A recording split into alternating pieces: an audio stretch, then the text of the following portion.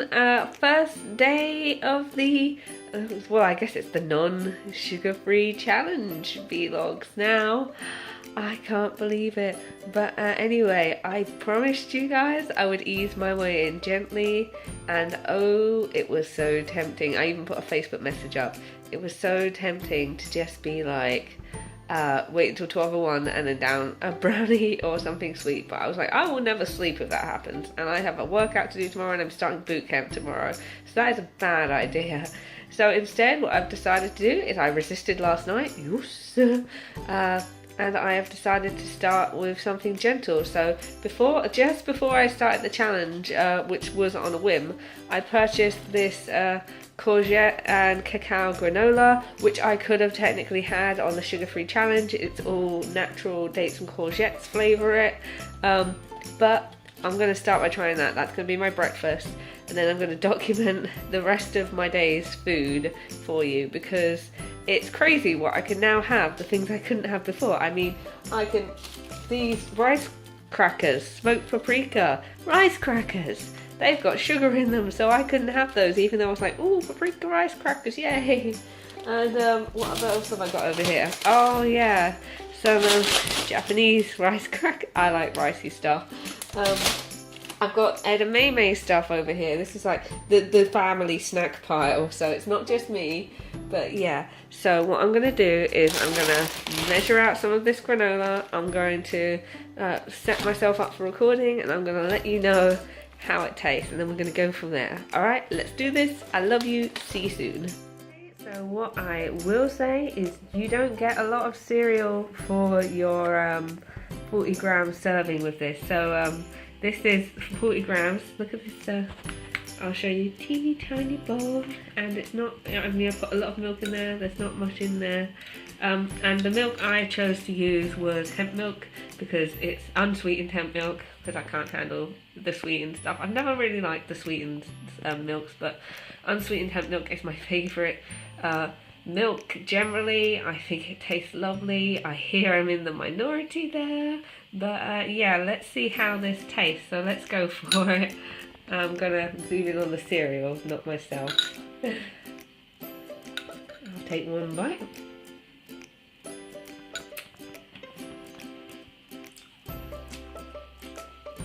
It's good, guys. I'm gonna have a moment. This is amazing so far. The cereal, the granola, it's kind of, well, it's very thick and chunky for one. It's mostly made up, I think, from smaller grains that have been clustered together with the dates and stuff, but oh my god.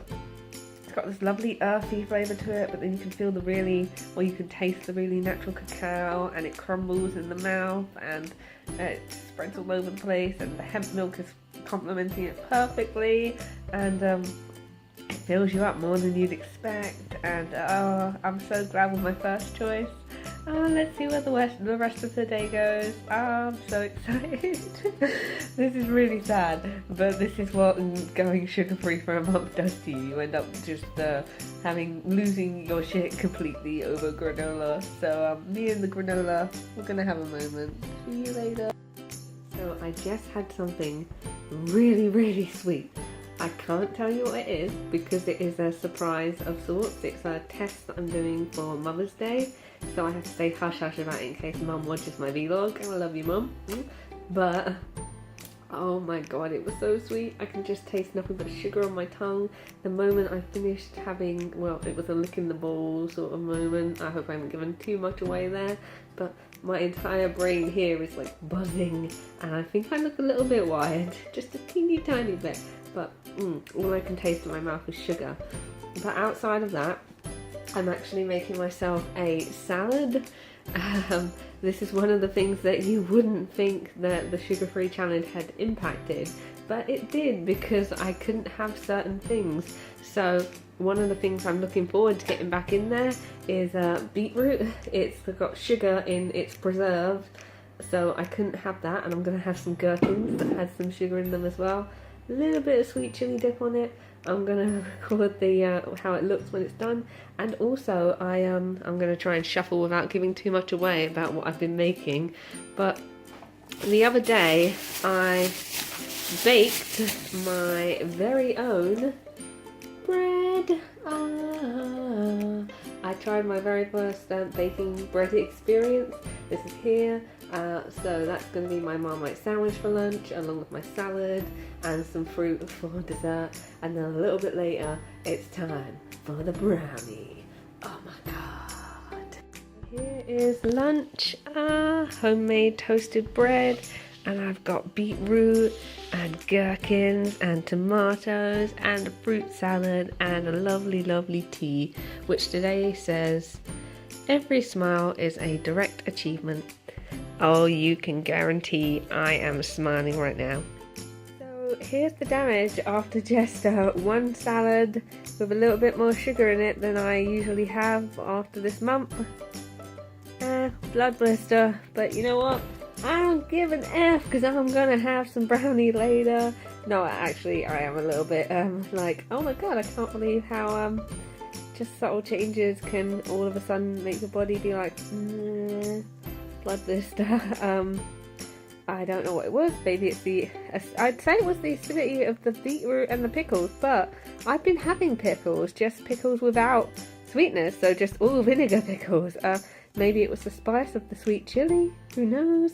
After I had the lick the bowl thing, I have another blood blister now on the side of my gum there, but that's too far back to show you. So maybe it really is just that sugar, sorry I've got a cold, sugar just doesn't agree with my body. Oh, that's tragic, but I don't care today. I don't care. I'm gonna catch you later. This is it, guys. This is it. The best vegan brownie known to man. Ah! It's made by Extreme Chocolate. Absolutely wonderful. I said I was going to start slow, and I did. I started with granola for breakfast, and now I've gone a little bit OTT. So this is a ginger brownie. This is peanut butter brownie. I've never tried the peanut butter brownie. That's why it's out. If one of these is too much, you can bet I'm going to stop. But for now, I'm just going to tuck into one for the first bite. See what it's like. This one is extremely sticky and fudge-like, as you can tell. Haven't had it in ages. Gonna see what it's like. Gonna try it right now. Guys, it's heaven. I'll talk to you later. So my blood blister swelled to twice the size as when you saw it in my last video. Ever since I had the brownies, I didn't eat all of the ginger brownie. I did have a different brownie in the end, and I had a cookie, and I tried a little bit of something else. So it's fair to say I went OTT on the sugary stuff.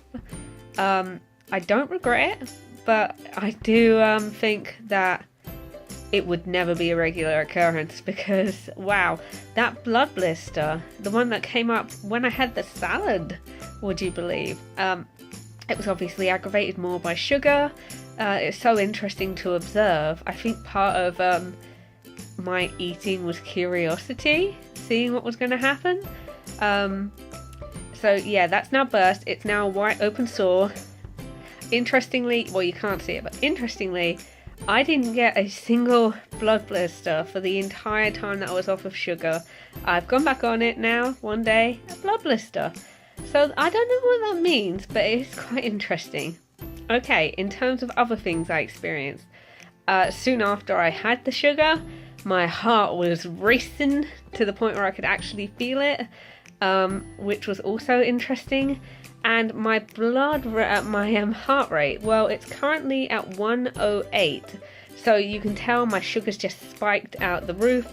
It's obviously not used to it.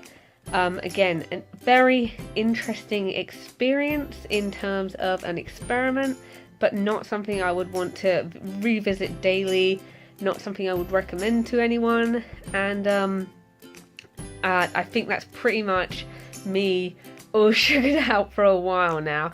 Now that it's not off limits and I can have it whenever, I'm not feeling any sort of form of restriction. I didn't have to go OTT with it today. When I woke up, I wasn't like, I must immediately have brownie. The first thing I had was toast, and I was a bit touch and go about whether or not I was going to have the chocolate granola, which is quite nice actually. So I think in future I'll be having that as a dessert in the evenings, maybe, because it's not really something I would consider to be breakfast. It's not hearty or filling enough for breakfast. It was quite filling, but not compared to something like porridge, for example, which I just get more enjoyment out of generally. So that I think will be my standard go-to, and then just granola or something as a treat every now and then. I think brownie, it's nice, but now that I've had it, I mean, I love it, it's so tasty, but now that I've had it, I think I don't want it too often. I think it is a case of once you deprive yourself of something, you want it more. At the moment, I'm just really psyched to go to boot camp. I will tell you how that goes when I get back from it. I will also update you on dinner, because dinner is going to be spaghetti bolognese, vegan spaghetti bolognese obviously, and I couldn't have the spaghetti bolognese I really like for the entirety of my sugar-free challenge because obviously the sauce had added sugar. So I'm really looking forward to that tonight. Me and Nick are going to have it together. That'll be lovely. I'm going to have it with salad because that's how I roll. And peppers, red peppers. That's going to be so good. Sorry about my stray finger there. And then my post-workout snack is also something I haven't been able to have for the entire month. And it is a form of vegan jerky called Primal Strips, which I will also record for you. It's gorgeous, but it is sweetened. It has quite a substantial amount of sugar, also a good amount of protein, so that's why I'll be having it after my workout. And then I'm pretty much done for the day. I can't wait until tomorrow when I don't have brownie. I bet you never thought you'd hear me say that. Yeah, I went crazy. I guess I should have seen it coming. I've no regrets. Very interesting. But yeah, I can't wait for my spaghetti bolognese. So I'll see you soon. Bye. Okay guys, I am high on sugar, which is great for you because it means that you get to see the most incredibly improvised vegan lentil cooking known to man. So without further ado, I'm going to turn the extractor fan off. Just to be a bit risky here, this is how I do. So I'm going to put the fire on, bring in the flames. The pasta's already cooking. And this is really quick, really easy. So you may not be able to see most of this. I will do some wiggling in a moment, I promise you. Just going to get the pan heated up to start things rolling. Core ingredients: onion granules, garlic granules, soy sauce, green lentils, mushrooms, which are somewhere else right now, optional, Green Giant, original, and I use Lloyd's Grossman, so this is a bolognese. I sometimes use the mushroom and garlic instead, which I really love, but I don't have any of that right now. Boo-hoo-hoo, poor me. Okay, so we're going to put the mushrooms in. These are just diced. I hope you can hear me, otherwise this is going to be a disaster. There we go. And the rest is just really quick and easy. So I'm going to reposition us. I can do this one-handed. That's how easy it is. So we stir the mushrooms and let them fry. So I'm going to pause this for a moment and we'll get back to it when they've cooked a little bit. Okay, so from here, some other vital ingredients I forgot. I put in a little bit of salt, so I use Himalayan sea salt, pink sea salt, which I'm going to bish bash bosh in there now. And as I move over to here, pepper. So that goes in too. I feel like how to basic right now. Stir, stir, stir. Then we go for the garlic granules. In they go. Really not precise with my measurements. Onion granules. Also in they go.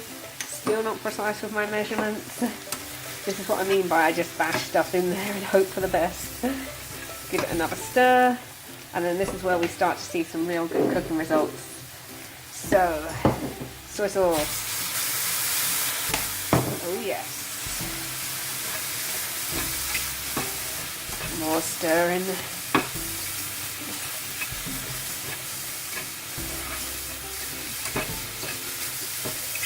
And I use calorie spray, and sometimes when I'm cooking I feel like it's just nice to add in a few extra sprays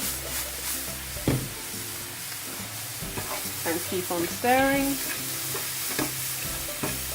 So those are looking nice and brown, at which point it is time to add in the lentils. These are just some basic green lentils.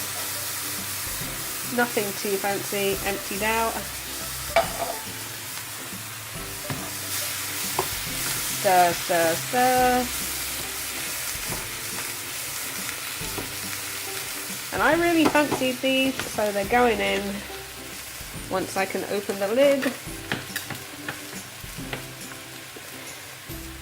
Sweet corn. Not necessary, but it will bulk it up. So this is going to make 4 portions. So for me and my partner, that'll be 2 nights worth of meals. Stirring, stirring. Optionally, you can add more seasoning at this point. It's not necessary, but if you really fancy it, then you can. So it's all starting to come together now, and this is basically it. All we have to do now is put in the sauce. So give me a moment to open the jar. Okay, so I actually got a huge jar of Lloyd Grossman this time, and I don't actually need it all, so if you see me stopping midway through, that's why. So in goes the tomato sauce, and that should do it. That's all I need really. And stirring it in.